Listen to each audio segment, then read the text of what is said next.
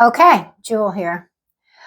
So let's talk about Jupiter in Gemini. It's a big deal, especially for us Gemini risings, because it's going into our first house, so we get to get seen. Finally, we get seen. Uh, Try and be seen for something that you're proud of and not embarrassed by. If you're a 12th houser, that's always a challenge, right? So Jupiter's card is the Wheel of Fortune. Now, I'd like to transform this card into like a professor or a preacher, at the podium. Fire and brimstone, yeah. I think that would be a really good character for this instead of this non-human thing. I mean, it does have 4 critters, and they're all the fixed critters: the lion, what do we got? The lion, the bull, the angel, and the phoenix, right? So those are the fixed signs in astrology. Well, anyway, in other words, Jupiter can transform. He is a shape changer. He's a shape shifter. And so that's his fertility, is shape shifting. He goes wherever he's needed in the world. And the rulership of that is the rain of Jupiter, of the masculine water, is the rain falling. And what it does is falls indiscriminately everywhere on the earth, right? And so on the earth, come on, gadget. Oh, the gadget's not working. Hang on. Come on, gadget. There you are. Okay, so the fertile rain, the masculine rain, is what it is. The reason it's masculine is because it's active. So action is yang, is masculine. So you can see that women and men both have masculine yang energy, because look at me move around. See, I'm mobile, masculine. All right, feminine body, blah, blah. Anyway, okay, so the rain falls down onto the earth, and it fertilizes with his sperm, his rain sperm. All right. He's a big deal, Jupiter. And, wherever he goes, expands, because his fertilizing makes things expand and grow.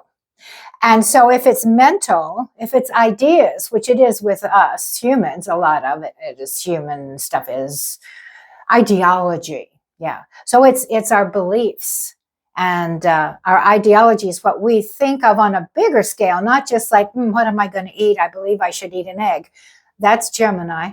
I believe in God, and this is how God works. That's Jupiter and Sagittarius. Bigger picture. All right, so that's why it's this up and down. Now, Jupiter is your luck, your fortune. But in modernity, we think of fortune as, oh, goody, I have millions of dollars. No, fortune is what's happening to you. Is it fortunate that I have a place to live? Yes, so I have a fortune. This is my fortune. My fortune is my luck. It could be good or bad. So that's what this guy is about. And also they say what goes up must come down. So you have to realize, just because it's great now doesn't mean it'll be great forever. All right, so Jupiter, he's an older man. He's a preacher and a teacher. So he is disseminating knowledge. He's spreading his knowledge seed. Yeah, okay. So when you put him in the sign of Gemini, I like to say the preacher is in short pants. Now, this tarot card, which I also want to change, is the Lovers, but it's not the Lovers, it's the Twins. And why is that? Because Gemini, and I'm an expert at Gemini, sun and rising, so I am an expert. All right, so Gemini says, I can see what's going on over here, but I know something's going on behind me too, so I'm going to look around and I'm going to see the other side, but I'm going to see it from both sides of my head. And so that's why they say mean things to us about Geminis are liars. I love that one. My mother always said that to me. And what else? The Geminis are two-faced. And literally Gemini is two-faced. Gemini is Mercury, and Mercury can go where he pleases. In other words, he can go to the good, go to the bad, or he can stay neutral. he chooses. So the mind is learning, and the way the mind learns with the Gemini quality is by going to the good or the bad or the neutral and exploring that, because it's about exploration of places, things, and ideas. All right. So when the king, the Jupiter, the preacher teacher, is in the sign of Gemini, it's like the big guy at the school desk. It's the preacher in short pants. It's oh, I love that. I'm looking at notes here. The teacher is busy chasing frogs. Yeah, do you like that? I love that. So I made that up. So of course I made that up. The preacher is out chasing frogs, like a 12-year-old child, especially boyish child would. I mean, some girls are that way, but it's archetypally masculine because it's mental.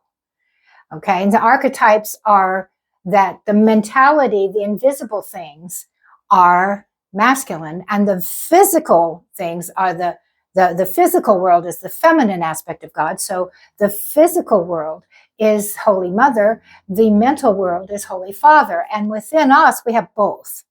Okay, so anyway, Jupiter in Gemini is a time for your old ideas and religions and stuck in your way thinking, and your ideologies are ready to go out and chase some frogs.